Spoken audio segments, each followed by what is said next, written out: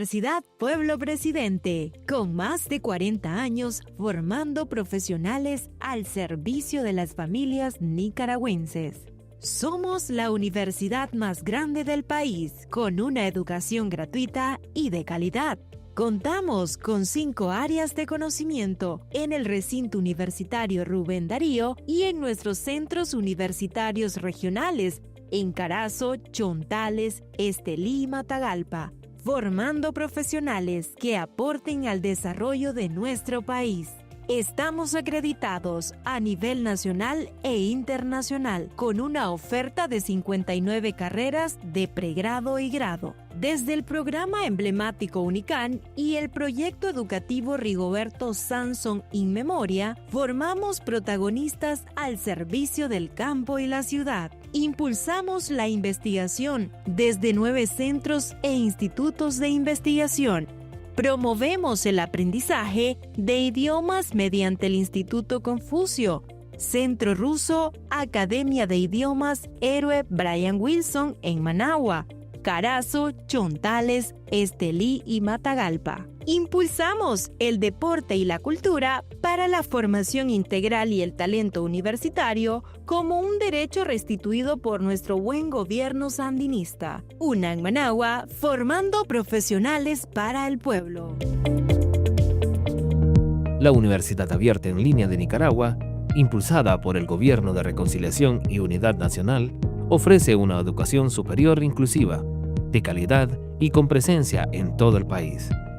Su modelo abierto y flexible une a las universidades nicaragüenses para ampliar las oportunidades de aprendizaje, responder las necesidades territoriales y fortalecer el desarrollo humano, con tecnología, innovación y compromiso social. Contribuye al crecimiento de una Nicaragua que aprende, emprende y avanza. Educación para todos, con el respaldo del Gobierno de Reconciliación y Unidad Nacional. ULN, únete a nosotros.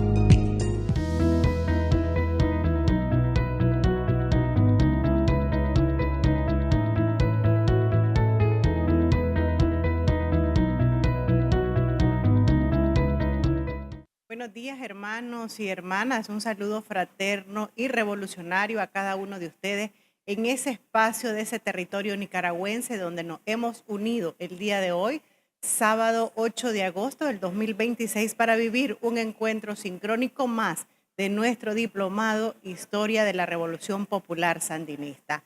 Nicaragua, un país maravilloso, un país bendecido, un país soberano, un país donde hay paz y hay amor. Y sobre todo, un país donde está la militancia sandinista al frente, diciendo esa consigna: el pueblo no se detiene jamás. Ahí estamos cada uno de nosotros desde las distintas trincheras y espacios, trabajando por nuestra Nicaragua al bienestar de la familia y la comunidad.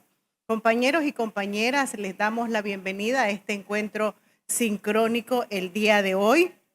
Y permítanme compartirles rapidito ahí un mensajito que nos daba una de nuestras compañeras conectadas y dice: qué bendición gozar de paz para trabajar, recrearnos, emprender, desplazarnos y avanzar siempre juntos y juntas. Estamos en 3 enlaces de conexión para que ustedes se puedan conectar. Si hay alguien que todavía se ha atrasado en la conexión, llamémosle, pongámosle el mensajito y ahí estamos en unidad y familia avanzando, fortaleciendo ese aprendizaje, recreando esas experiencias y saberes y construyendo un nuevo aprendizaje en colectivo.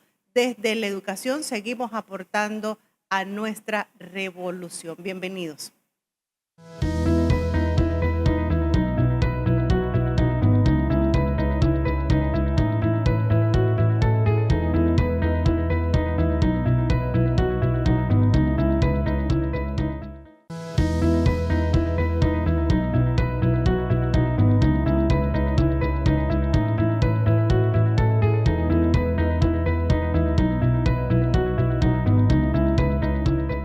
Iniciamos entonces nuestra tercera unidad el día de hoy, movimientos populares y luchas políticas antisomocistas para el periodo 1934-1956. Recordemos que hoy tenemos 3 objetivos para que los tengamos ahí presentes y hagamos nuestras anotaciones, porque luego eso nos sirve para el compartir en comunidad. El primero, analizar los mecanismos políticos, militares y económicos que utilizó Anastasio Somoza para consolidar la dictadura y su patrimonio personal.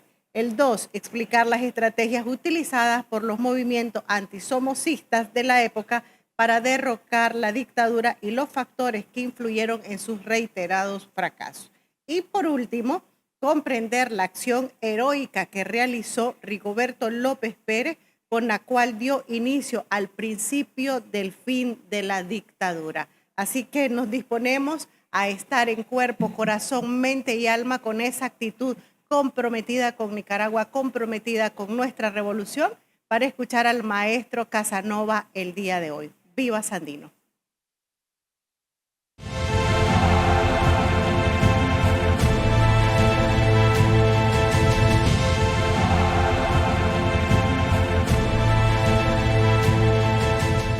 Somoza, el fundador de la dinastía que fue el último marino que dejaron los yanquis al frente de la Guardia.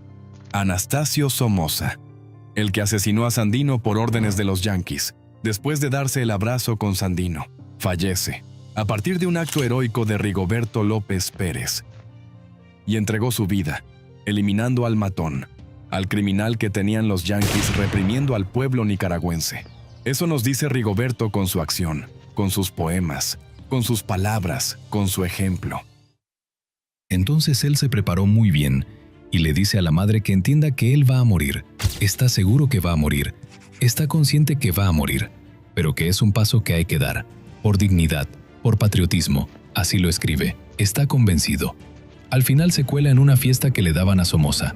Él lleva el revólver, logró entrar con el revólver y está bailando con una joven. Y Rigoberto, cuando tiene enfrente a Somoza que está sentado, saca el revólver y los disparos fueron certeros. Rigoberto es de esos héroes realmente extraordinarios. Fue un ser de otro planeta, como dirían los artistas, los cantantes.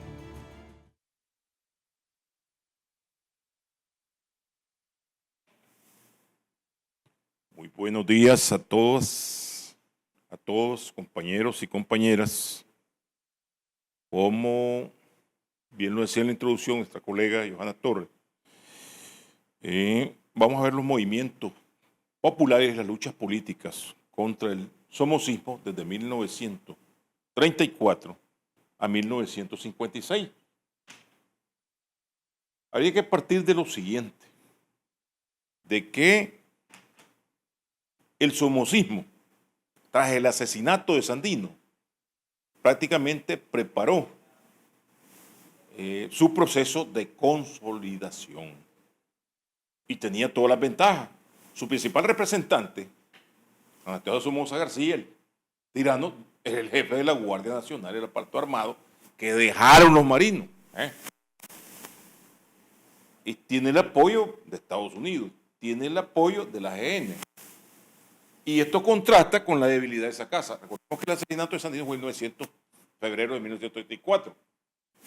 Y hay un lapso de 2 años, poco más de 2 años, donde empiezan los choques con el poder civil, que es el poder legal del presidente Juan Bautista Sacasa, pero que demostró debilidad a lo largo de su gestión, porque desde el mismo asesinato de Sandino no fue a fondo a investigar. ¿Cómo ser posible que era la misma guardia la que estaba investigando el asesinato de Sandino? Los mismos asesinos. Entonces, en cambio, Somoza García con la GN ya la empezó a utilizar todos los cuarteles GN como promotores de su candidatura presidencial, a pesar de que lo negaba la Constitución en ese momento, ¿verdad? La fracción sacasista tenía apoyo, relativamente apoyo popular ante este movimiento, pero demostraron una total cobardía al momento del golpe de Estado entre mayo y junio de 1936. Todos los testimonios indican de que la fortaleza de Loma llegó cantidad de gente civil a apoyar a Sacasa. Y la otra fortaleza, que era la segunda fortaleza, que es el Fortín de Acosasco, ahí estaba un hermano, el presidente Ramón Sacasa, se llenó de gente armada lista para defender y decidieron un momento rendirse y abrir las puertas al tirano, pues. Recordemos que ellos cuidaban demasiado su pellejo, ¿verdad? Fueron al exilio. Como se conoce, Somoza, apoyado, pues, reitero, por la GN y Estados Unidos, y un sector de la oligarquía. Hay que decir que un sector de la oligarquía estaba de lo de Somoza. Y aquí ya inician una carrera de enriquecimiento económico y consolidación política. ¿Pero fue pasivo esto? No, no fue pasivo. Desde ese mismo momento se manifestaron luchas contra el mismo somocismo. Hay que tener claro algo. Recordemos que lo anterior, en el material ya tienen que haber visto que esto no es un problema maniqueo del mal contra el bien. O bueno, llamémosle mal contra el bien, de una perspectiva.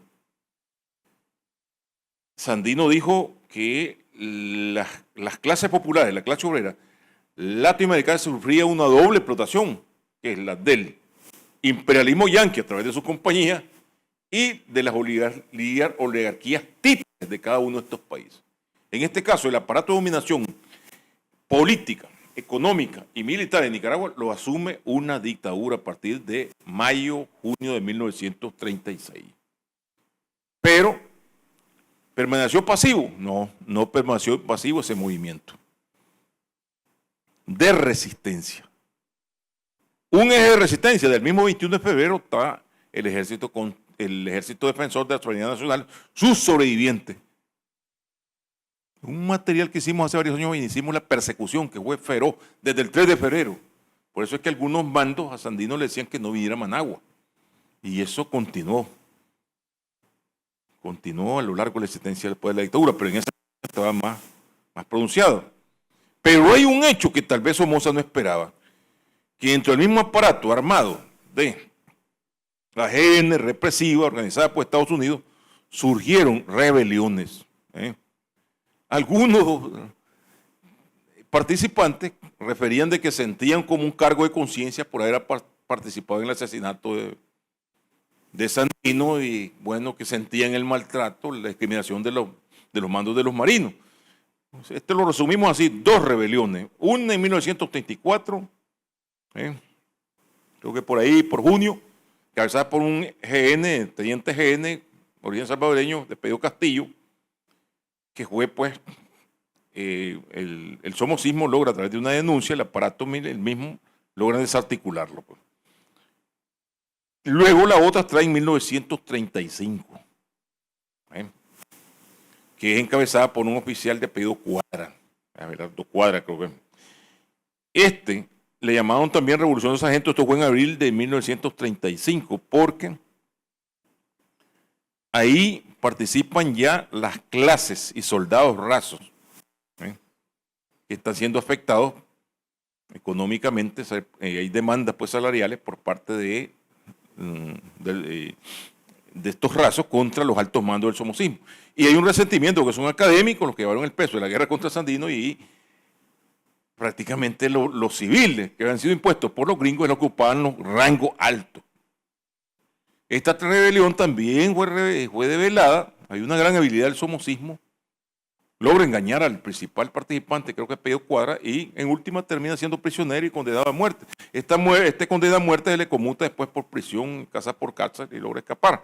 Pues bien, paralelo a eso están las luchas que desarrolla los sobrevivientes del Ejército Defensor de la Soberanía Nacional que mencionamos. En este caso, son algunos que no están concentrados en Huihuilí, como el caso del general Pedro Altamirano, el caso de Simón Gonzalo. Recordemos que esa noche, el 21 de febrero, no solamente asesinar a Sandino y al Estado Mayor, sino también a los mandos, y donde había concentraciones o se sabía que había soldados oficiales del EDCN. Recordemos que ha muerto ahí un Mansor, Estado Mayor, secuestrada, y Santos López logra escapar. Recuerdo que una vez cuando se mencionó eso, decía el comandante Tomás Borges, en una de las acciones más heroicas, pues de película, como diríamos ahora, de que logra escapar herido logra, se faja a tiros con su ametralladora de mano contra la guardia, pero el volumen era enorme, eran 2 pelotones. Se salta la tapia y sin conocer Managua se fue guiando por la vía del ferrocarril hasta llegar a Honduras. Un Santos López, con Santos López, un hombre campesino, que tal vez acompañaba siempre desde la tercera vez que venía a Managua. Entonces, logra llegar allá a Honduras y se junta con otros que lograron escapar, Santiago Dítrez, Raudales, Juan Ramón Raudales, general, Gregorio Colindres, Heriberto Reyes.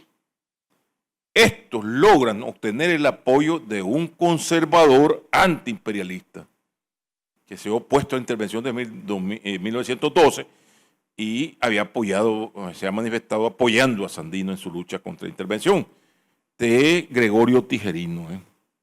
Tenía unos negocios allá, los ocultó, les dio trabajo, tenían otros nombres. Entonces, mientras tanto adentro, hay quienes siguen resistiendo. ¿Quiénes son? Simón González, que era un coronel, segundo al mando de Pedro Altamirano, y el mismo Pedro Altamirano. A le llaman la cariadora, a Simón González. Tenía vínculos, era nicaragüense, pero tenía vínculos hondureños. Entonces él conocía muy bien la frontera y pasa resistiendo ahí con sus hombres hasta que el año de 1937, en un combate bien fuerte, se mete a territorio hondureño, bueno, lo que llaman territorio en litigio, que lo perdimos en 60, y se da de alta, le dan de alta, al ser un militar destacado, le dan de alta en el ejército hondureño, ¿verdad? Ahí termina Simón González. Posteriormente, Simón González y su hijo participaron en los intentos armados, incluso cuando ya surgió el Frente de Liberación Nacional, inmediato del Frente Sandinista. El otro, que es bastante conocido, es el caso de Pedro Altamirano. Pero Altamirano era conocedor y el volumen de gente que anda con él es más grande y se mueve entre Chontales, la zona Caribe, Sur y Norte, y también, por supuesto, que en las Segovias. Y él mantiene una guerra pues prácticamente de autodefensa. Aquí hay que estar claro, tanto Simón González, los hombres que iban resistiendo, ya no tenían el abastecimiento de armas, tan con armas, un armamento pues que lo tiene repuesto. Recuerden que el armamento necesita mantenimiento. Ellos estaban prácticamente semidesarmados pues, después de los acuerdos de paz. Sandino respeta los acuerdos de paz. La EN no, el objetivo es aniquilar al SN, con el apoyo de los norteamericanos. Entonces, un armamento pues en mal estado. Me recuerda a un combatiente reactivo CAI que le reparó a un señor de apellido Castro, creo que a Cosme Castro, allá por Huigilí, por ahí, se movía entre la frontera de Nicaragua y Honduras. No tenía culata y como él era carpintero, ¿verdad? Era ebanista, le hizo una culata de madera para que tengamos una idea de qué situación se encontraba. Entonces, pero Altamirano mantiene durante pocos meses después de que la cariadora se metió a Honduras en 1937, en diciembre se informa de la muerte de Pedrón, pero fue a traición. La GN logró infiltrar y se produjo el asesinato de Pedrón y de dos de sus hijos. Entonces el cuerpo armado, el grupo, se disolvió y hacen el mando de Pedro Altamirano. Pues, se supone que salieron hacia Honduras, ¿verdad? Eso fue, por los medios le dieron una gran cobertura. Dicen que trajeron la cabeza de Perón en una jaula, el perro de Perón que, le pusieron el diablo porque era negro, ¿verdad? Recuerden que la creencia que tenemos que el diablo es negro, ¿verdad? Pero bueno, dejemos eso ahí. Entonces, y prácticamente esta muerte representa el fin de esa resistencia que se mantuvo, que eran prácticamente de autodefensa. No estaban en condiciones de pasar a una ofensiva. Recordemos que la dirección política del SN estaba concentrada en la figura de Sandino y al matar el Estado Mayor quedó descabezado el movimiento. Entonces estos fueron acciones de autodefensa. ¿Qué pasa? la represión del somocismo, entonces hay una instrumentación mediática en donde se utilizaba el recurso de que ellos estaban luchando contra el bandolerismo y ya en estos momentos vino que también estaban luchando contra el comunismo, ¿verdad? Somoza García se presentó como el defensor de la democracia, ¿verdad? Y como veremos, no prácticamente en el lapso cuando Somoza llega al poder se produce lo que llamaríamos consolidación política, pero también consolidación económica. Es decir, el santo y la alcancía, pues, como decíamos. En este caso, Somoza tiene siempre el apoyo a la Guardia de un sector de la oligarquía y a Estados Unidos. Pero también hay elementos internacionales que les favorecen. Estados Unidos apoya dictaduras que se están fortaleciendo en América Latina. En ese momento se produce en Europa el ascenso del fascismo en Alemania, del fascismo en Italia, el militarismo japonés, y ante esta situación Estados Unidos, defendiendo lo que llama su traspatio, no le importa que haya dictadores criminales en estos países y los apoya, fortalece sus aparatos militares. Ahí Somoza se manifiesta como aliado de Estados Unidos, en un momento dado Estados Unidos, presidente Roosevelt, y modernizan hay un modernizamiento relativo de la Guardia Nacional. Y ese armamento, ¿para qué era utilizado? Era para reprimir principalmente al pueblo. Pero también, en 1941, cuando Estados Unidos entra en la guerra, todos los países latinoamericanos, salvo excepciones, se unen a la cruzada contra el fascismo. A pesar de que la conducta de Somoza era fascista en el interno de acá, ¿verdad? Pero Trujillo antifascista, Batista antifascista. Entonces, ¿qué pasa? De que Somoza aprovecha ventajosamente esa situación. ¿Para qué?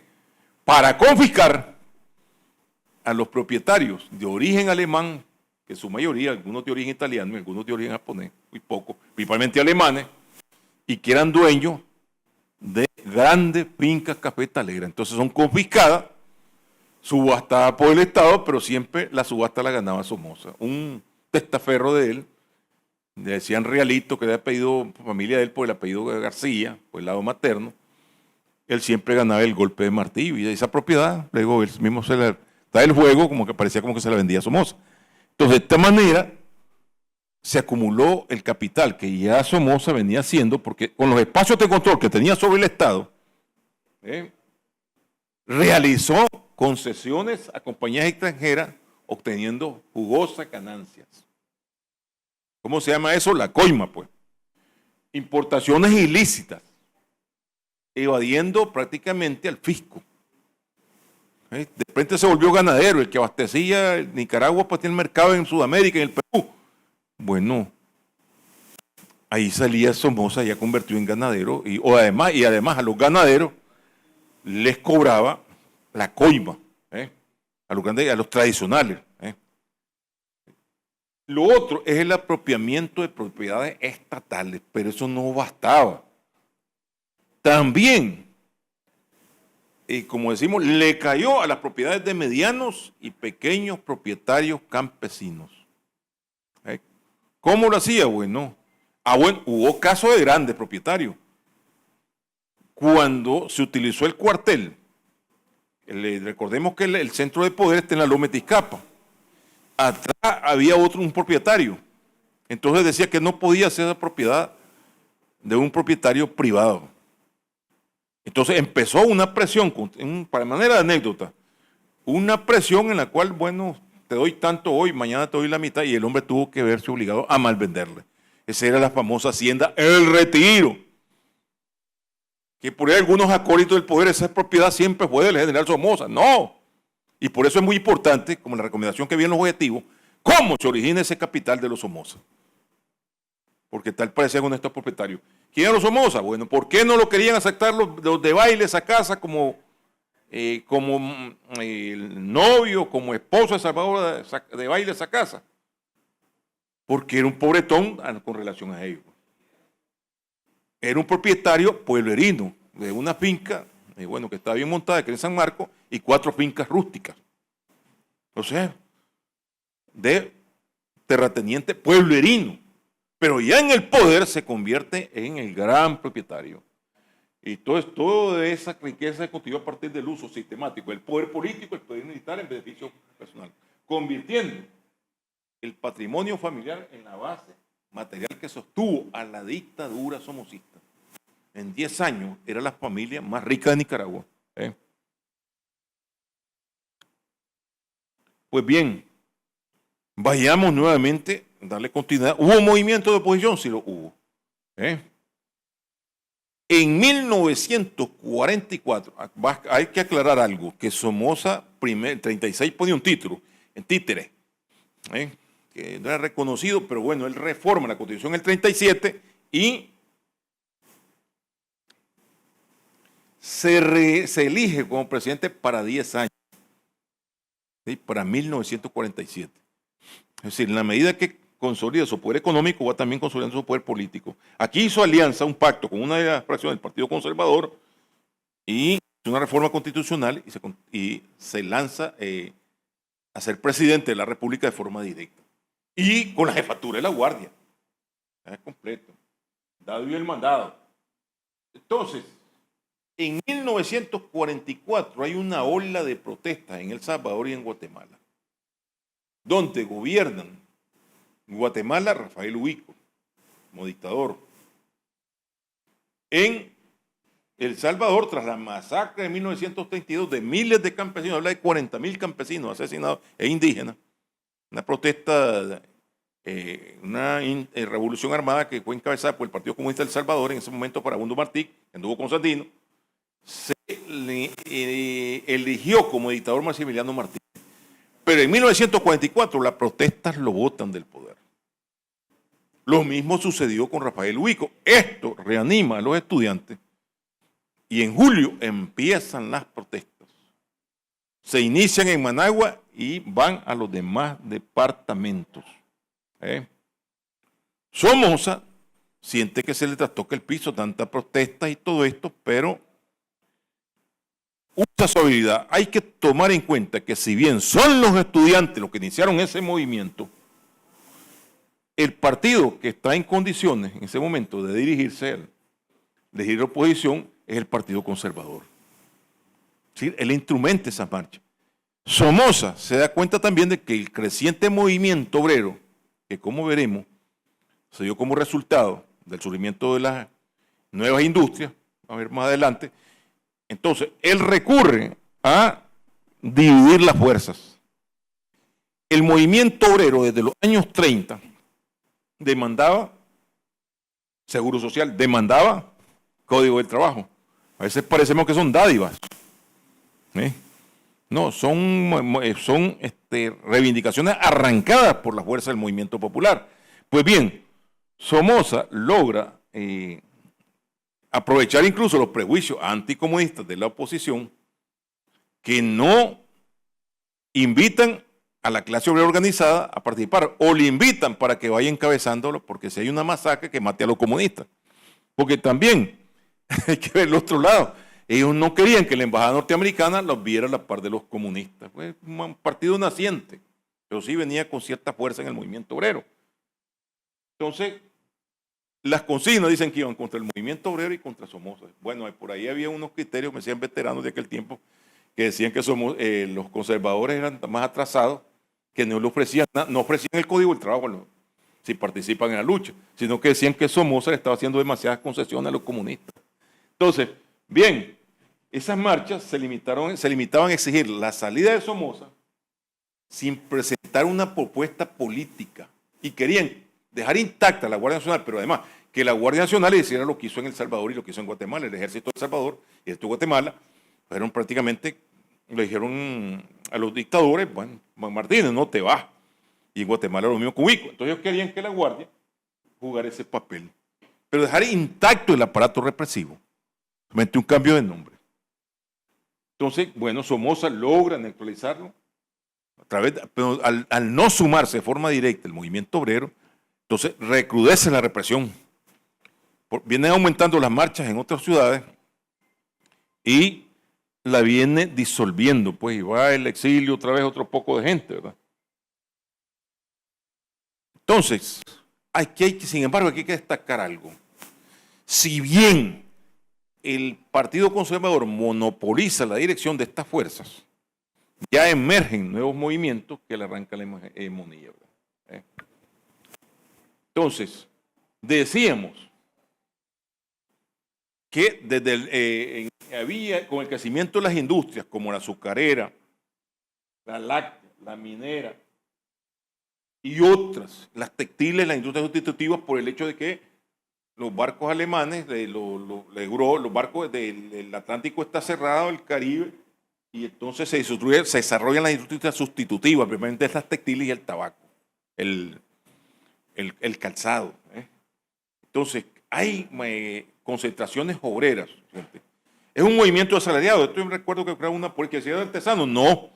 El movimiento obrero de asalariados, el crecimiento pasó por encima de la producción artesanal y de la producción agrícola incluso. Y es un sector muy importante en la PEA, población económicamente activa, ¿verdad? Esto crea condiciones para que surja el segundo Partido Obrero, porque ha habido otro anteriormente, entonces 31, desbaratado, reprimido por Somoza. Entonces, sobrevivientes de este partido que estudian y en Costa Rica pueden estudiar la materia del marxismo, el socialismo y todo esto, vienen y a la sombra del crecimiento del movimiento obrero fundan el Partido Socialista Nicaragüense de 1944. Eso es en julio, en medio de las protestas, que son neutralizados por la socialdemagogia de Somoza. Recordemos que eran gente joven, no tenían la habilidad que tenía el dictador Somoza. Entonces, Somoza nos está apreciando el Código del Trabajo, pues, y los conservadores no nos ofrecen nada. Bueno, abstengámonos. Entonces, el otro partido que surgió del mismo seno, el Partido Liberal Tradicional, que ya estaba controlado por Somoza, el Partido Liberal Independiente. A diferencia del Partido Socialista, que eran obreros y algunos profesionales, como Mario Flores Ortiz, Alejandro Dávila Bolaño, en este caso, en el Partido Liberal Independiente se aglutinan algunos millonarios como Carlos Paso, que hasta se solazaba de ser amigo personal de Somoza, y gran cantidad de elementos progresistas que provenían de las clases medias y algunos sectores populares. Entonces, el crecimiento mismo, el movimiento electoral que vamos a ver más adelante, que es cuando se da la situación de Argüello, implica de que el Partido Liberal Independiente, que al igual que el socialista se extienden a todo el territorio,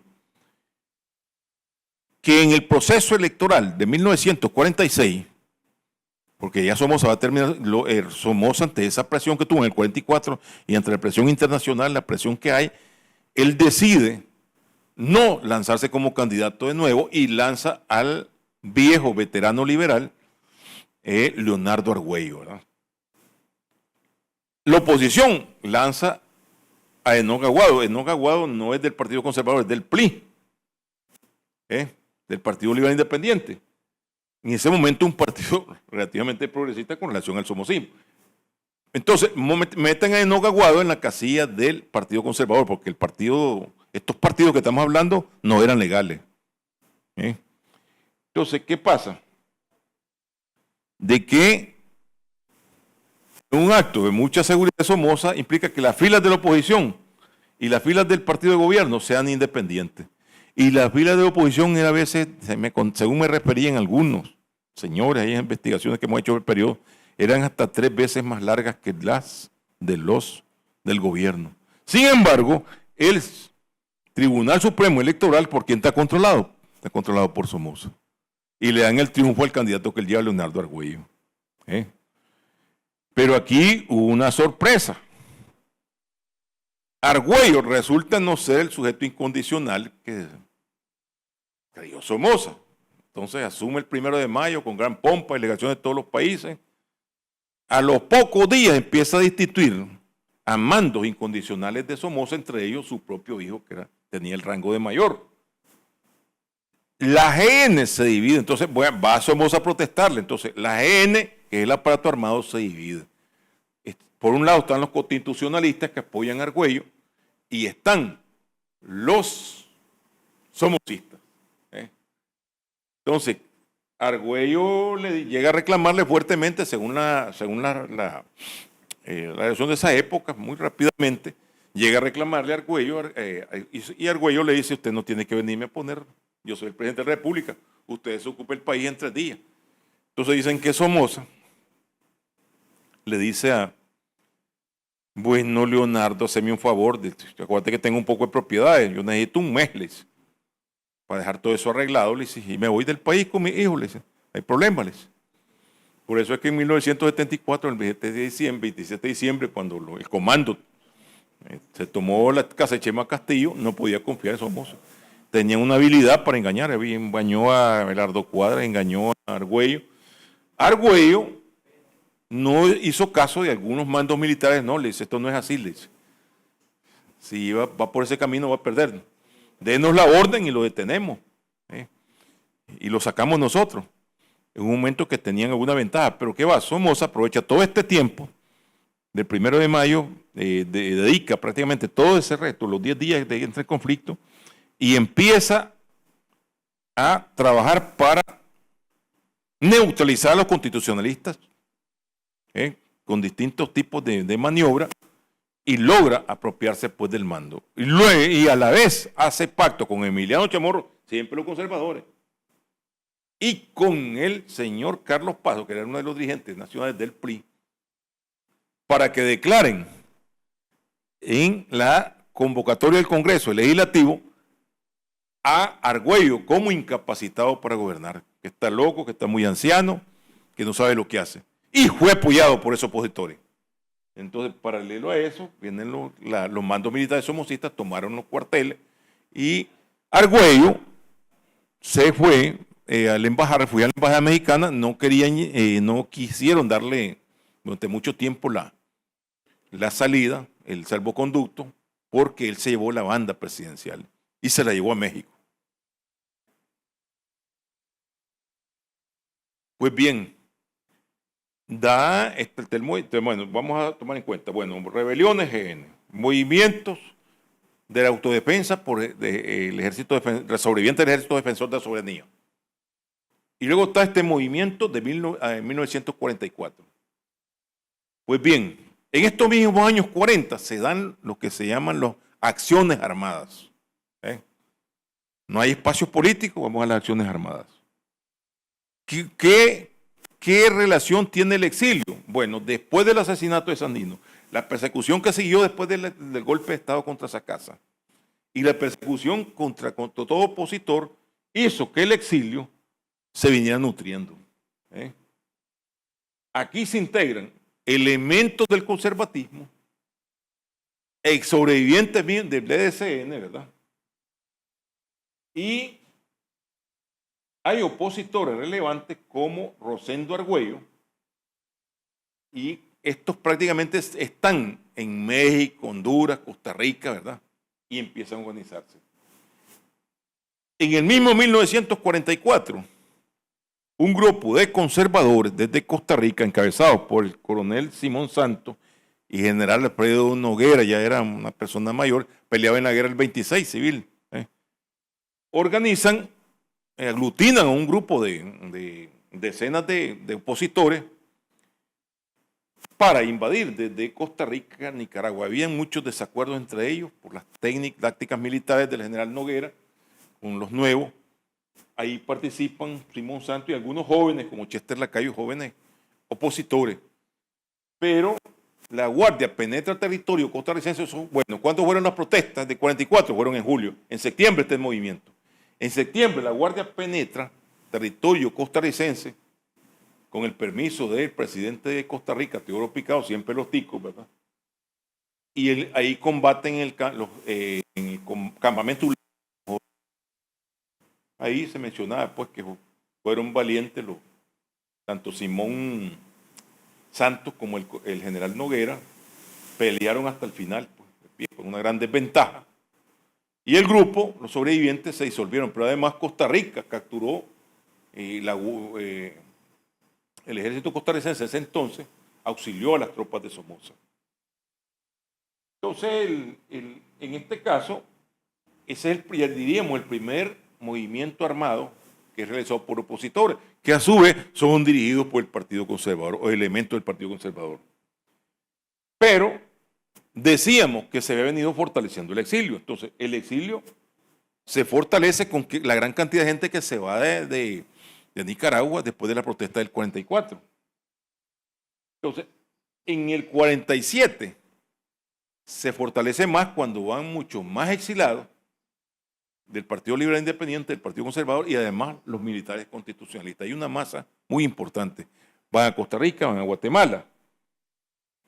Entonces, en lo interno del país, después del intento de la caída de Argüello, no crean que eso quedó así.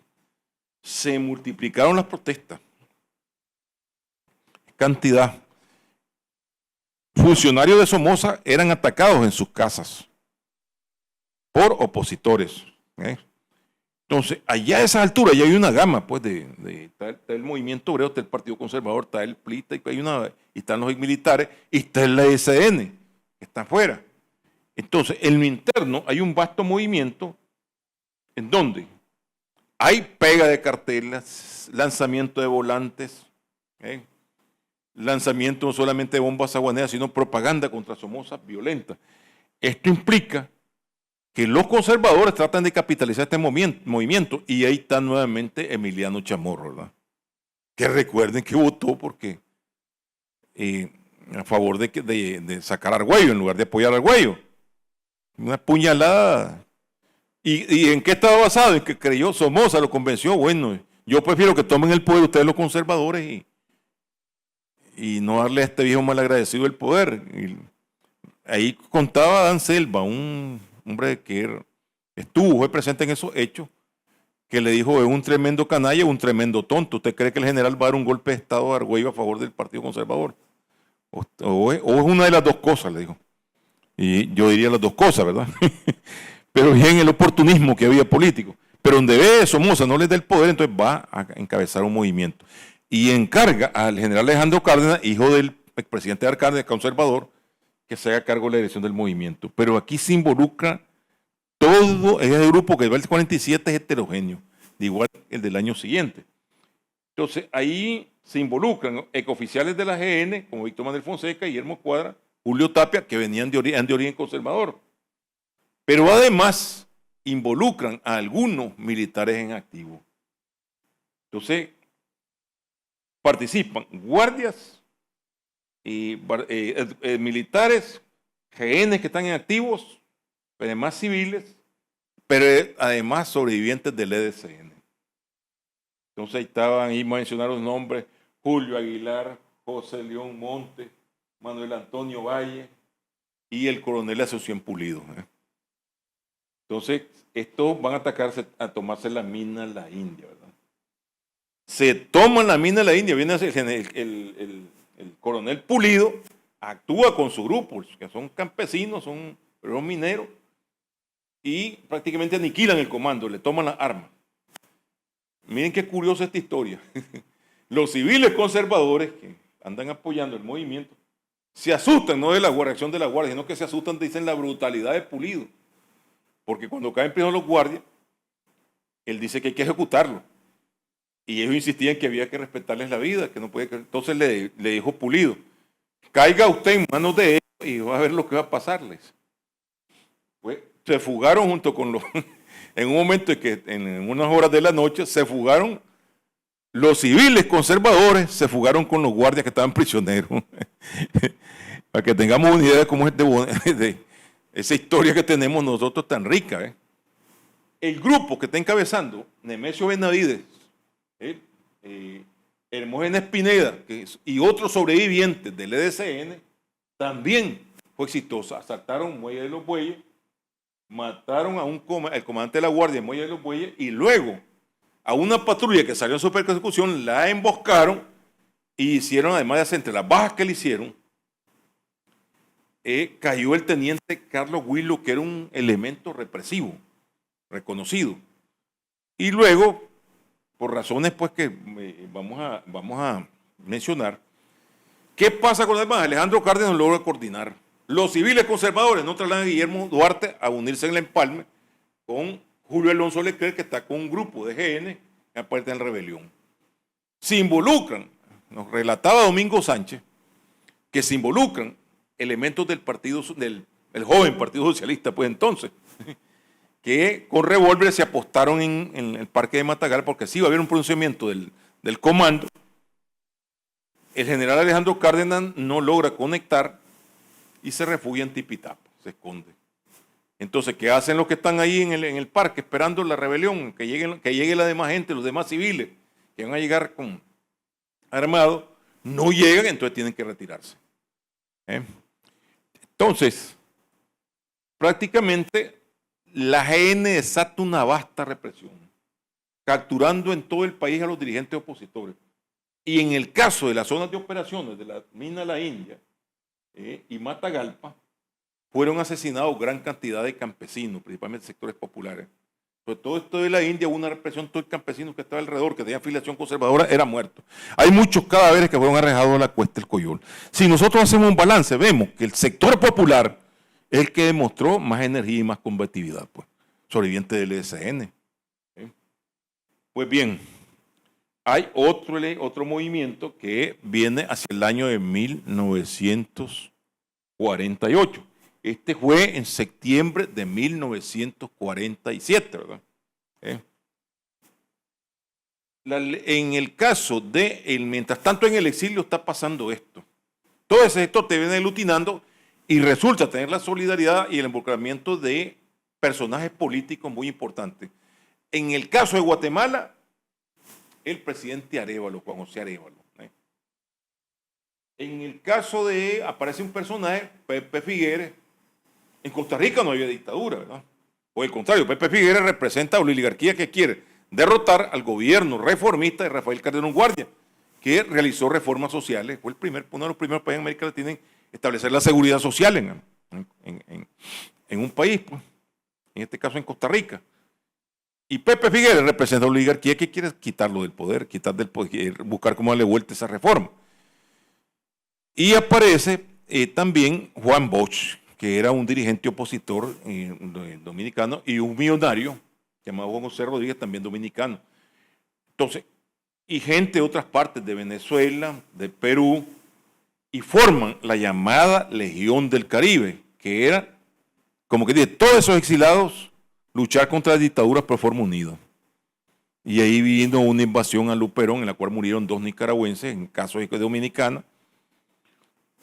El intento de Cayo Confites en 1948, que era en un cayo cerca en Cuba, donde se concentraron centenas de exilados, bien armados, ¿verdad? Porque había, por ejemplo, el señor Juan José Rodríguez, toda su fortuna la dedicó a la compra del armamento. Quedó después de ese movimiento, como se dice popularmente, en la calle. Entonces, después de Cayo Confites, intento que hubo en 1948, el presidente Juan José Arévalo y Rosendo Argüello, que tenía una fuerte influencia ahí en Guatemala, era muy querido. Rosendo Argüello era un hombre de ideas progresistas. Por ahí incluso en términos personales hablaba del socialismo, ¿verdad? De que era partidario del socialismo. Logra convencer a Juan José Arévalo para que le diga al presidente Grau San Martín de Cuba que le devuelvan el armamento para proteger la revolución guatemalteca. Pero que había acordado Juan José Arévalo con Rosendo Argüello, que es el dirigente nicaragüense del exilio, que ese armamento va a ser utilizado para derrocar a la dictadura de Somoza. Y era un armamento considerable. Se traslada el armamento a Guatemala, pero ahí más le cae Pepe Figueres, porque considera que el gobierno que acaba de llegar a Costa Rica fue resultado de un fraude montado por los calderonistas. Por tanto, es un gobierno ilegal. Y él hace un pacto con Rosendo Argüello y el presidente Arévalo de que en cuanto quede liberada Costa Rica, él inmediatamente va a ceder ese armamento a los nicaragüenses. Y en una cantidad considerable de lado. Por otro lado, también se prepara la llamada invasión de los Llanos de Santa María, que penetraba por Honduras, donde van veteranos del EDCN, encabezados por el general Gregorio Colindres. ¿Okay? Llegan a Costa Rica, se produce el triunfo de Figueres gracias al apoyo que le prestan los exilados con experiencia militar, como los dominicanos, los nicaragüenses, y del venezolano, ¿sí? Toda esa gente de la región del Caribe es lo que le permite a Pepe Figueres triunfar. Él se compromete a mantener las reformas sociales de Rafael Calderón, de 1943. Y ahí primero le pegó una puñalada a Figueres a la oligarquía. Pues. Esa es la primera puñalada que pega, ¿verdad? Porque dejó intacta la reforma, que en beneficio del pueblo costarricense es un logro, dijo él, y las dejó. Pero vamos a hablar de la segunda puñalada que ya no fue contra la oligarquía, ¿verdad? Entonces, cuando llega el triunfo, de una finca que tenía él, se concentran casi un centenar de nicaragüenses, ahí en Río Conejo, campamento de Río Conejo, y otro grupo en el cuartel de artillería de San José, nicaragüenses entrenándose para entrar a territorio nicaragüense. Era un grupo considerable. Pero inventa un golpe de Estado, un intento de golpe de Estado, que fue inventado por el mismo Figueres, para no entregar el armamento a los nicaragüenses. En esto hay distintos criterios. En distintas conversaciones que a mí me tocó hacer entrevista a un señor de Pedro Landino, ¿verdad? Estaba por esa época en la Legión del Caribe. Y se dice pues de que fue la misma CIA norteamericana o la naciente CIA norteamericana la que le dijo a Figueres que no le entregara ese armamento. ¿Para qué? Para proteger a la dictadura Somoza. Entonces, ¿qué sucede? Desarmados los de Río Conejo, no participan, además estaban coordinados con Honduras. Entra el general Colindres por la parte norte en octubre, que es la fecha pensada en coincidir una invasión por la parte del Istmo de Arriba, coordinada también con una invasión por la parte norte. Entonces, la Guardia ya asegura que no va a haber nada por la parte sur, se concentra sobre y él cae el combate en octubre de 1948, muy cerca del lugar de nacimiento. Era Murra.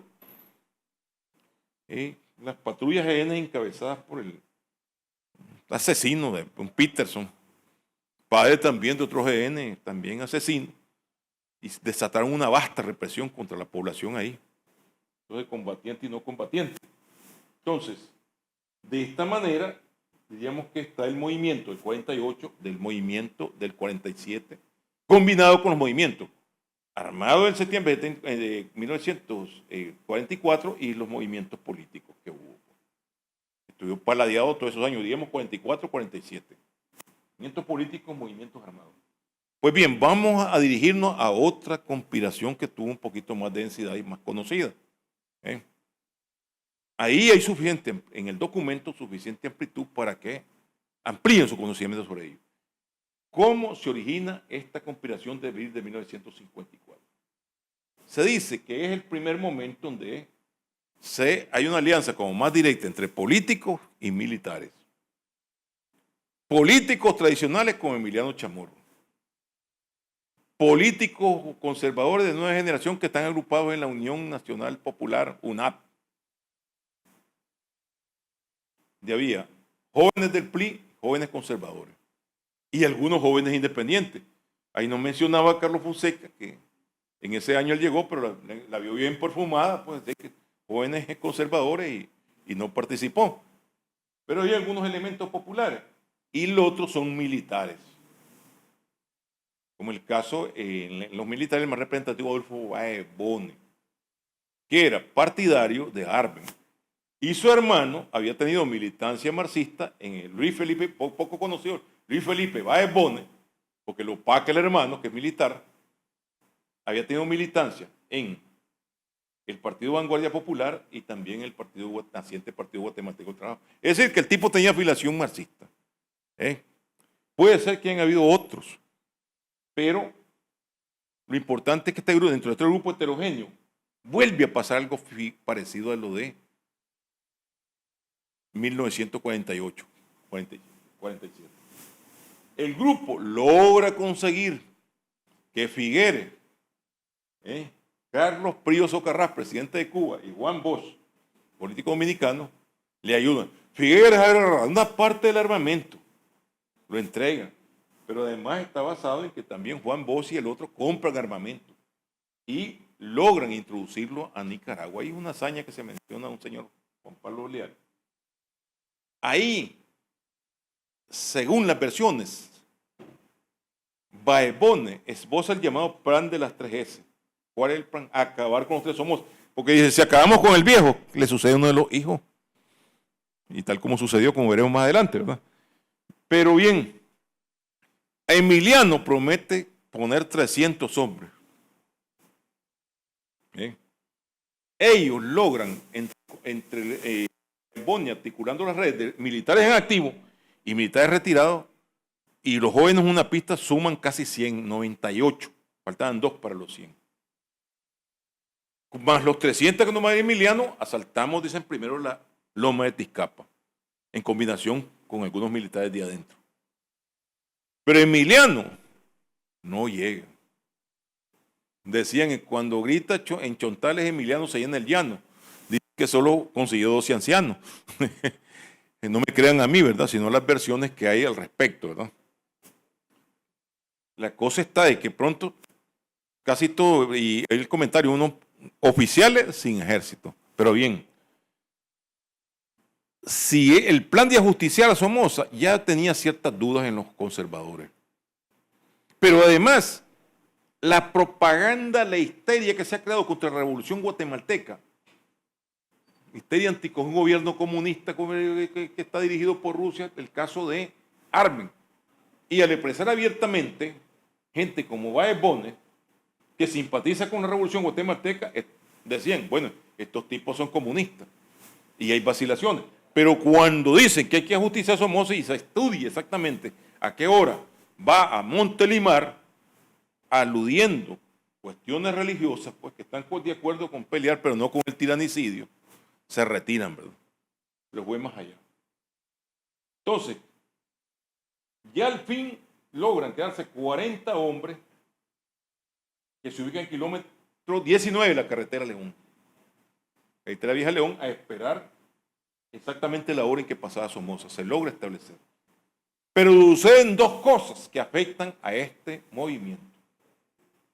Uno de ellos es que Somoza, a esa hora en general, lo están llamando del aeropuerto, es que ahí vienen los caballos de raza que le está enviando Juan Domingo Perón de la Argentina. Entonces se dirige para allá. O sea que pospone para más tarde el viaje a Montelimar, pero tiene que ir allá. Se une. Entonces, aquí no pasa. Pero el segundo hecho es lo más dramático. Un conservador llamado Fernando Solórzano Thompson, borracho, atacado por la histeria, se va donde el general Montiel y le dice, le cuenta lo del plan.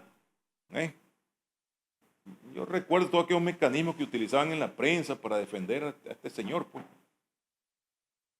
Gustavo Montiel no le cree. Pero era tanto porque este tipo viene borracho y se decían tantas cosas, qué sé yo. Entonces, ¿qué hace Montiel? Bueno, pero no se pierde nada con avisar al general. Aquí está un tipo borracho, un conservador, que dice que lo van a esperar en Montelimar. No se mueva, voy a mandar vigilancia para allá. ¿Qué pasa mientras tanto con los que están apostados? Oye, no pasa Somoza y empiezan a ver el patrullaje. ¡Hombre! Nos vendieron. Entonces se valoraron distintas decisiones. Una de accionar, pues. De aprovechar que en una casa estaba, por ejemplo, Luis Paley secuestrado, o sea, familia de Somoza. Pero, última decían, vamos a salir para Costa Rica. No nos han detectado, no saben qué camión. Entonces andan en un camión bastante grande. La mayoría opta por irse en el camión buscando Costa Rica. Pues. Y luego de Costa Rica volvemos a preparar otro movimiento. Pero por este momento falló. A ellos le asustan porque el patrullaje y no pasa Somoza.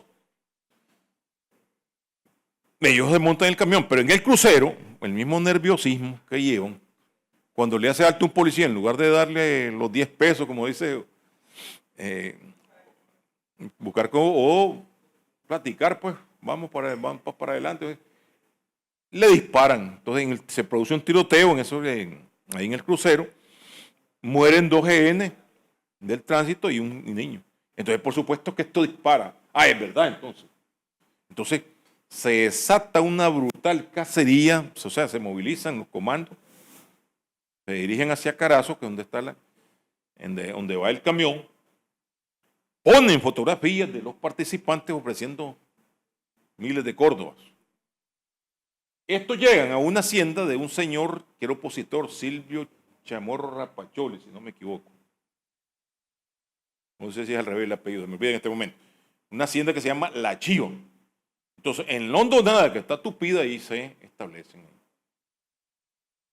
El vivandero, al ver baja Diriamba, ¿verdad? Ve los cartetacos, él es analfabeto, ¿verdad? Pero se pone a beber guaro con otro campesino que deletreaba. Y a picado le cuenta que no fregué, están ofreciendo bastante plata, le dice. Se va.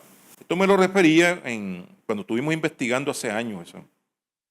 El hijo de un señor que vivió esos hechos de Diriamba. Entonces se van al comando, por supuesto que no le dan ni un peso, sino una torturada que no es jugando y lo hacen que diga el lugar donde están ubicados. Entonces los agarran dormidos. Gente que está bien cansada. Y algunos de los que proceden a la captura lo hacen intencional porque la orden era llevarlos a Managua a interrogarlos. Pero los recorren por Jinotepe, por Diriamba, por esas poblaciones donde toda la gente ve que están vivos. A las pocas horas todavía estaban vivos y los declararon muertos en combate y los asesinan. Fueron 28 militares asesinados y algunos civiles. Y se dice que algunos campesinos, para que no quedara testimonio, ahí quedaron en los cafetales, Baebones, su hermano, Mao Soler, Luis Gaguardi. Hay versiones que dieron después los mismos militares de que se portaron como quien dice a la altura, como valientes. Esto prácticamente volvemos a que es lo mismo, la cobardía de los conservadores. Es decir, no habían sido descubiertos, pero el hombre que los denuncia es un Solórzano Thompson conservador. No tenía necesidad de hacer eso. Pues bien, hay un aspecto que hay que destacar mientras tanto que está pasando dentro del Estado, ¿verdad? Está Somoza sosteniéndose a viva fuerza, pero también está en Nicaragua. Después de la Segunda Guerra Mundial hay demanda de caucho, hay demanda de algodón, hay demanda de azúcar, hay demanda de carne. Siempre el aspecto de la ganadería nicaragüense fue apreciada. Entonces, estos movimientos se dan en medio de una bonanza económica en el país. Es cuando surge la famosa banca, aumentan las industrias. Nicaragua es más urbano. Está el modelo agroexportador, acompañado del surgimiento y consolidación de las industrias principales en los cascos urbanos. Decíamos el surgimiento del sistema financiero de los bancos. Y esta riqueza acumulada en beneficio de ¿quién? Bueno, de la alta burguesía. Hay que decir algo, que Somoza también aprovechaba esos negocios sucios para enriquecer a los mandos GN y otros allegados políticos. Además, un análisis que hizo alguien sobre comparación con la dictadura, que a diferencia de Trujillo, a diferencia de otros dictadores, no afectaron el poder económico de la oligarquía, por el contrario, la aumentaron. Entonces, en este caso, por ejemplo, el crecimiento económico a costa de los alemanes no afectó en menor grado a los terratenientes. De ahí que Somoza tuviera apoyo de un sector de la oligarquía. Incluso los conservadores con Somoza estamos bien. Entonces, esa prosperidad, por supuesto, que beneficiaba a la burguesía y disminuía el poder de las grandes mayorías. El crecimiento del latifundio era a costa de la pequeña propiedad campesina y las comunidades indígenas. Entonces, las condiciones de vida de la grandes mayoría se deterioraron. El campesinado empezó a buscarla. ¿Por qué crecieron las ciudades? Porque empezó el campesinado a buscar las ciudades. Porque ya las parcelas a veces tragadas por el latifundio del algodón, por ejemplo, en el caso de Occidente, el latifundio cafetalero en el norte. Entonces, y la oposición dispuesta a pactar, ahí es donde viene el pacto de los generales, que por estas razones, al ser traicionados los acuerdos, es que se involucra Emiliano, ¿verdad? Puesto que ya ha pasado eso, vuelve al exilio. Entonces, esa oposición dispuesta a pactar y dispuesta a no participar de forma efectiva, como lo demostró en el 54, es lo que fortalece a la dictadura. Fortalecimiento económico del país, fortalecimiento económico de la dictadura y fortalecimiento militar y político de la dictadura. Entonces hay un estado como de, llamémosle de depresivo. Pero hay que tomar en cuenta que no todas las tienen. Después de la conspiración de abril del 54, que fue sangrienta, que tuvo un impacto nacional e internacional, Somoza pues se alardeó de que había derrotado un intento comunista apoyado por Pepe Figueres. Pues. Entonces, en este caso, impactó, pero también produjo nuevos exilados y un acrecentamiento del rechazo, sobre todo en los sectores juveniles. Sobre todo en ese caso, en la década del 50 se ha venido encerrado un sector joven en la oposición que empezó a rechazar esos métodos tradicionalistas de pactar con Somoza, lograr curules, etc. Dentro de esta generación se encuentran algunos jóvenes de algunos de estos partidos nuevos. En este caso tenemos el caso de Rigoberto López Pérez, que es un hombre de raíces proletarias, estaba en el ala izquierda de este partido que mencionamos, el Partido Liberal Independiente. Él se va a El Salvador. En El Salvador es muy importante que hay una buena cantidad de exilados, sobre todo después de abril 54, de 47, se quedaron viviendo en El Salvador. Habían condiciones. Entre eso está el capitán Adolfo Alfaro Carnavalini. Este capitán vestía lo siguiente, que era casado con una sobrina carnal de Somoza, Aurora Rodríguez Somoza, ¿no? Pero él está resentido porque uno de los asesinados en abril de 1954 era su hermano Agustín Alfaro, era teniente. Entonces, empieza a acumularse una idea entre ese grupo, Guillermo Duarte, Guillermo Marenco, todos estos militares y algunos opositores que se encontraban ahí, la idea de que tal vez sería como que el magnicidio no se puede descartar, la única manera que entiende Somoza son las balas, pero tiene que realizarlo un grupo más pequeño, más reducido, porque la conspiración del 54 le atribuían a eso que fue masivo y que implicó de que no hubo selectividad, entonces un grupo más selecto. Ahí está Rigoberto López Pérez siguiendo todas las noticias. Entonces, él se contacta con estos militares y le dice que él está dispuesto a ejecutar a Somoza. Y ahí pasa larga plática. Bueno, no, está decidido, realmente. Entonces, ahí se produce el entrenamiento militar, primero acá con el capitán Alfaro y Guillermo Duarte, y él está decidido a ejecutar a Somoza. Entonces viene el magnicidio. ¿Cómo se prepara? Fue una preparación, eso dicen que fue fines de 1955, inicio de 1956. Él está trabajando allá, escribía poesía, perdón. Y hay un momento de que cuando llega Guillermo Duarte, con una anécdota que cuenta, estaba entrenándose con escuadra. Ustedes saben que una escuadra es una pistola automática. Recordemos que esta tiene dos movimientos, ¿verdad? Pero llega con un revólver, Guillermo Duarte, y va al entrenamiento con el revólver. Entonces, él tenía dañada la mano derecha, tiraba con la izquierda, ¿ven? Y tiró con la izquierda hasta el final. No solamente con el revólver, sino que políticamente tiró a la izquierda. Entonces, cuando se logra el entrenamiento, entonces hay que conectarse con un grupo adentro. Entonces también ahí es muy cuidadoso, que no puede ir donde Emiliano, no puede ir donde el otro, no. Va donde Edwin Castro, que es un joven combativo de León. Edwin logra reunir un equipo. Es un equipo, es decir, no es un partido. Ellos militan en el PLI, pero es el PLI de izquierda. El PLI consecuente que muchos de ellos pues, después colaboraron con el Frente Sandinista. Entonces, este grupo de equipo donde se involucra un finquero chontaleño, Cornelio Silva Arguello, que había sido capitán de la Legión del Caribe en entrenamiento militar, Alberto Narváez, Ramón Rosa Martínez, que ha participado en la defensa del Fortín de Acosaco, Justo Alvarado, todos son de origen humilde. Y estaba Juan Calderón, que era pariente lejano de Sandino, ¿verdad? Este grupo logra prácticamente organizarse y organiza un plan de ejecución. Se escoge el 21 de septiembre, que es cuando va a llegar el dictador a proclamar su candidatura.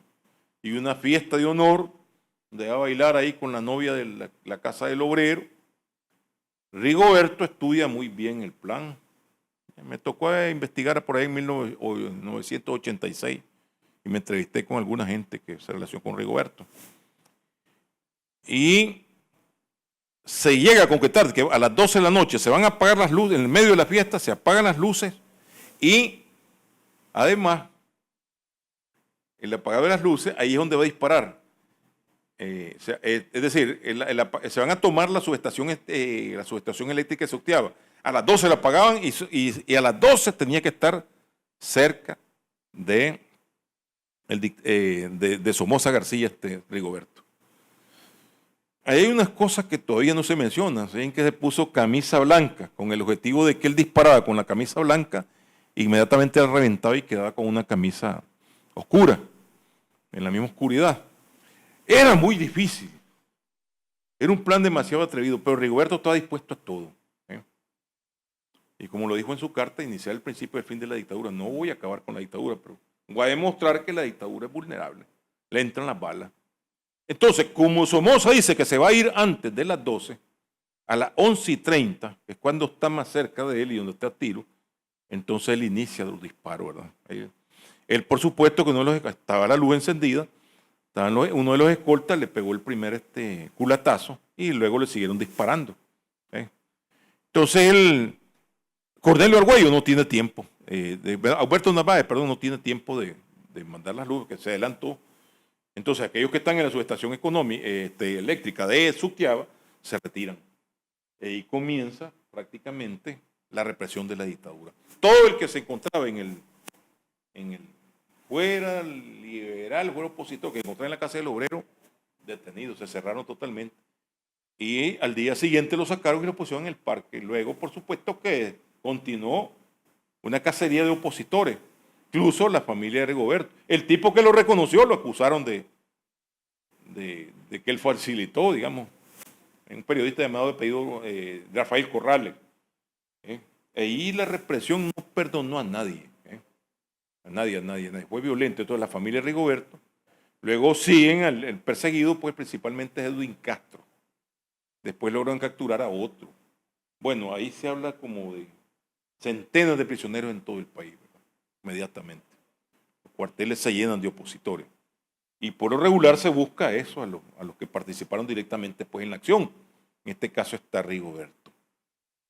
La familia de Rigoberto. Y todo lo que estaba relacionado con él. Estuvo allá el 20 de noviembre estuvo en uno de estos lugares ahí donde están las muchachas, las meretrices. ¿Quién fue la meretriz que estuvo con él? Ahí hay dos cosas. Le escribía a alguien, dos mujeres anónimas. La que estuvo con él la noche y también la que metió la pistola sin que ella se dé la cuenta, se la metió en el bracer y luego dentro, espérate, te lo voy a acomodar, y sacó la pistola otra vez y se la volvió a poner.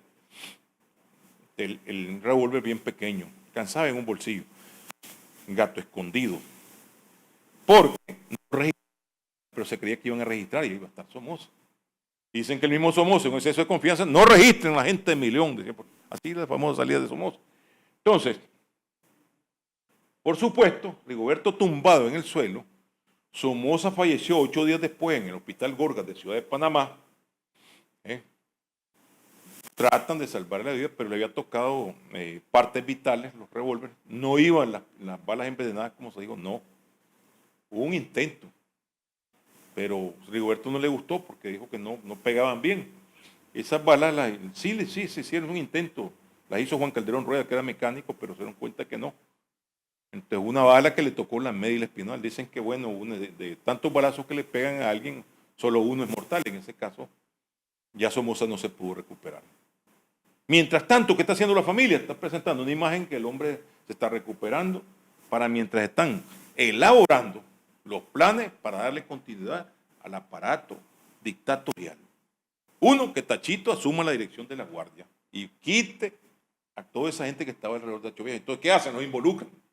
Los involucran en el crimen. Ahí desplazan al general Gaitán, desplazan al coronel Gaitán, al coronel Delgadillo, que tenían larga tradición, pero que no eran leales al viejo, no eran más cercanos. Entonces querían crear una nueva lealtad.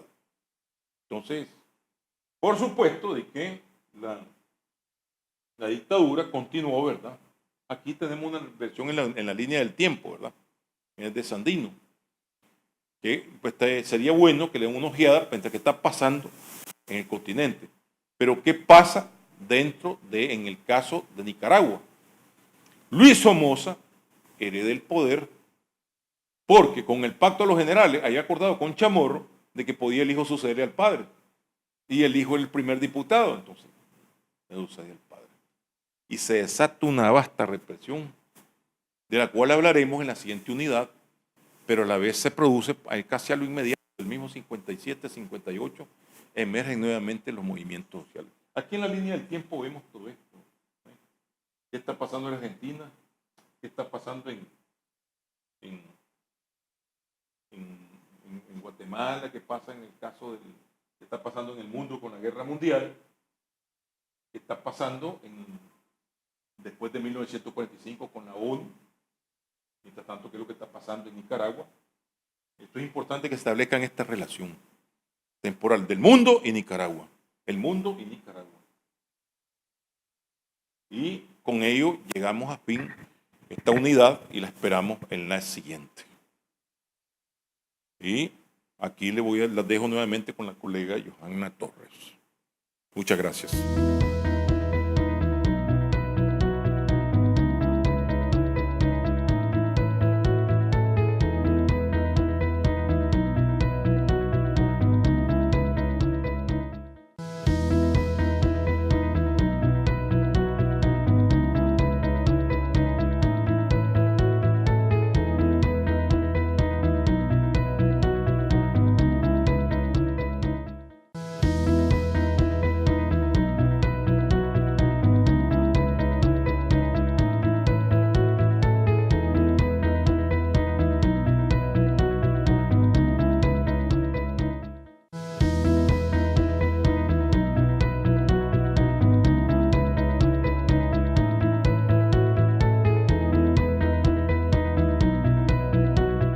Vamos avanzando en el desarrollo de este encuentro sincrónico de hoy sábado 8 de agosto. Yo completamente satisfecha, contenta, disfruté el compartir del maestro Casanova y creo que voy a retomar uno de los mensajes que ustedes han puesto ahí, honor y gloria a nuestros héroes y heroínas que no dijeron que morían por una patria libre, sino que realmente murieron. Y ahí reafirmamos nuestro compromiso como militantes, como servidores y servidoras públicas de las instituciones de nuestro buen gobierno al servicio del pueblo. Y también reafirmamos ese compromiso de seguir trabajando por nuestra Nicaragua soberana, nuestra Nicaragua solidaria, nuestra Nicaragua que trabaja día a día para que las familias sigamos en unidad, sigamos en paz, sigamos prosperando y sobre todo sigamos ahí trabajando por este país que tenemos la dicha de haber nacido aquí, un país rico en historia, en tradiciones, en cultura, en historia, y eso somos nosotros. Esa es nuestra identidad. Agradecerle al maestro Casanova por ese compartir y en lo que vamos pasando la fotografía vamos haciendo el cierre ya y lo queremos hacer hoy con mensajes que hemos rescatado de ustedes, compartiendo también esas preguntas orientadoras y las preguntas que están en el cuestionario. Hoy nos enviaron bastantes fotografías, espero que no se nos quede ni una fotografía por fuera y van a ir pasando ahí, yo les voy comentando. Aquí nos escribió el compañero Carlos Emilio López, un saludo, maestro, saludos compañeros, nuestra revolución está viva, acompañando aquí a este potente diplomado. así que vamos avanzando. Un espacio donde nosotros podemos fortalecer ese aprendizaje y desde aquí seguimos escribiendo nuestra historia, rescatando todo el legado que hemos tenido de nuestros héroes y heroínas. Por aquí nos escribía José David también un saludo fraterno a todos nuestros compañeros que participan y siguen fortaleciendo ese aprendizaje. Un saludo para todos los compañeros y compañeras del Ministerio de Salud, de nuestra policía que están ahí siempre conectados, las universidades, Pueblo Presidente, a nuestras unidades de Victoria que están ahí en las comunidades, que están ahí en el territorio.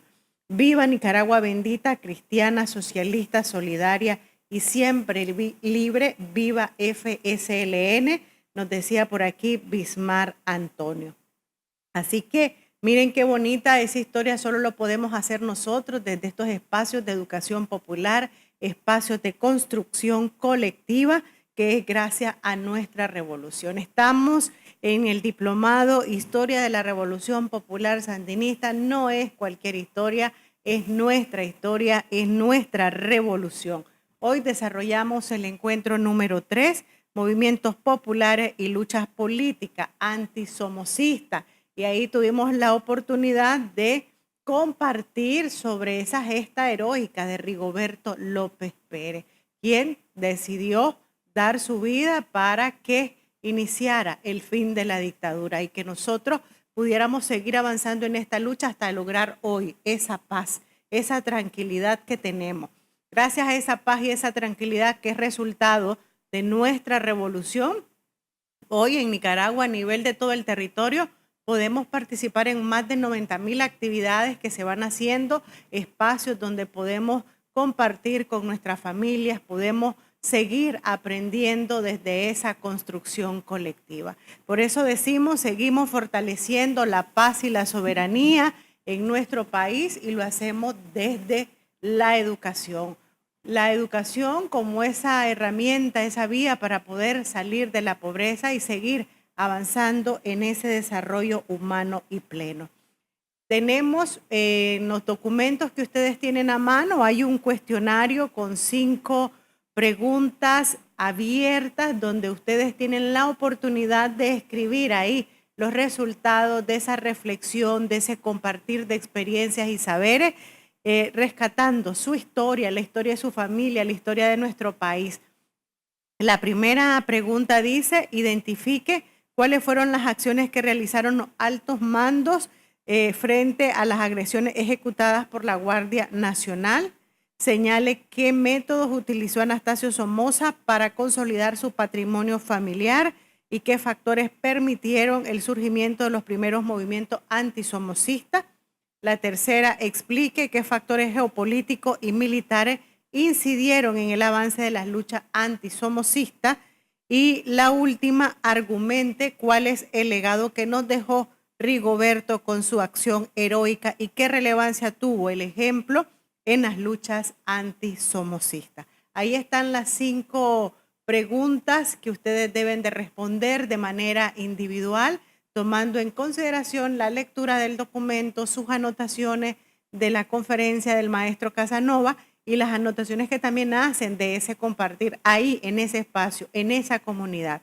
Miren esas comunidades, qué bonitas, cómo estamos. Ahí está el compañero en Chinantega tomando nota y nos encontramos en distintos espacios donde compartimos la historia, compartimos los sueños, compartimos la esperanza de seguir trabajando por nuestra Nicaragua. Y luego ustedes tienen la oportunidad también de contestar las 2 preguntas generadoras. La primera, que es colectiva, ¿qué ideales motivaron a Rigoberto López Pérez a realizar el ajusticiamiento en contra del dictador? Esa es la primera pregunta generadora colectiva. Y luego se van a la individual, cuáles fueron las principales dificultades que enfrentaron los sobrevivientes para continuar la lucha armada contra Somoza.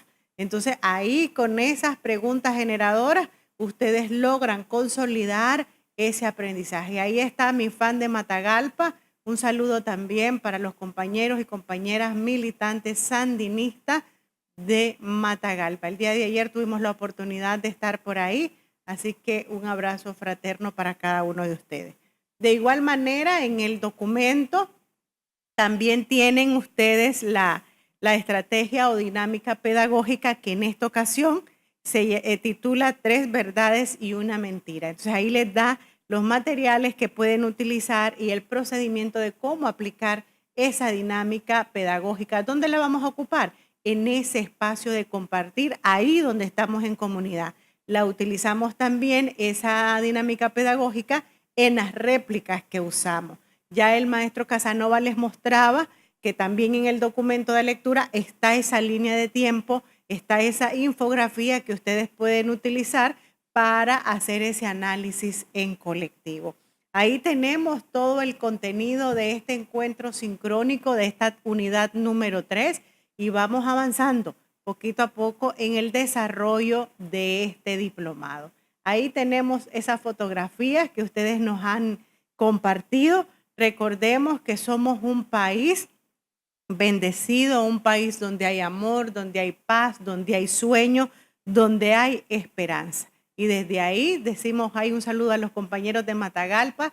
Ahí está el alcalde de Matagalpa, maestra directora del CUR Matagalpa de UNAM Managua, también compañeros de Canal 4. Un saludo para cada uno de ustedes. Un saludo a don Pedro, secretario político de Matagalpa, también un abrazo. Ahí están nuestros compañeros y compañeras que están todos los días trabajando. Ahí está esa. También nos mandaron fotografías de Costa Caribe. Así que miren, ahí está Muelle de los Muelles. Importante también que seguimos fortaleciendo ese trabajo comunitario, y a propósito de eso, también yo creo que ya salió la fotografía que ahí nos enviaban en Puertas del Sol, urbanización Puertas del Sol. Este 12 de agosto también esa unidad de Victoria realiza su asamblea de militantes sandinistas. Así que esa comunidad de Puertas del Sol que está conectada, ahí nos vemos el 12 de agosto en esa asamblea en homenaje al compañero, al padre de la resistencia urbana, Julio Buitrago. Ahí está la unidad de Victoria, Ulises Rodríguez. Ahí está Nindiri, miren, a propósito.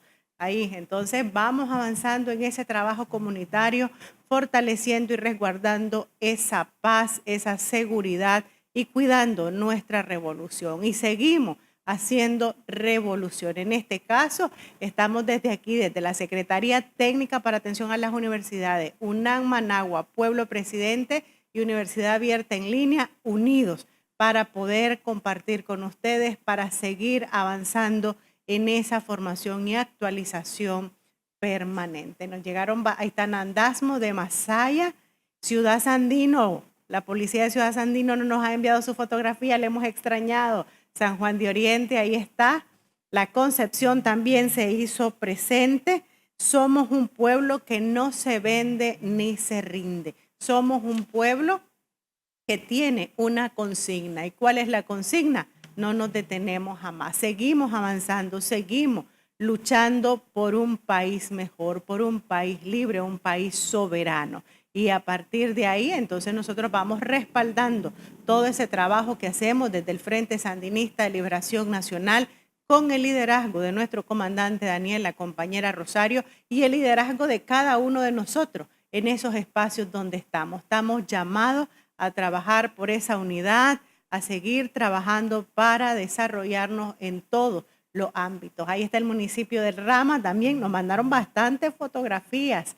Y miren, y no solo nos quedamos nosotros con ese aprendizaje, sino que también lo vamos compartiendo con otros miembros de nuestra familia, con nuestro vecino, con nuestro amigo, con nuestra amiga, con nuestro compañero de oficina que no se pudo conectar. Entonces ya nosotros compartimos.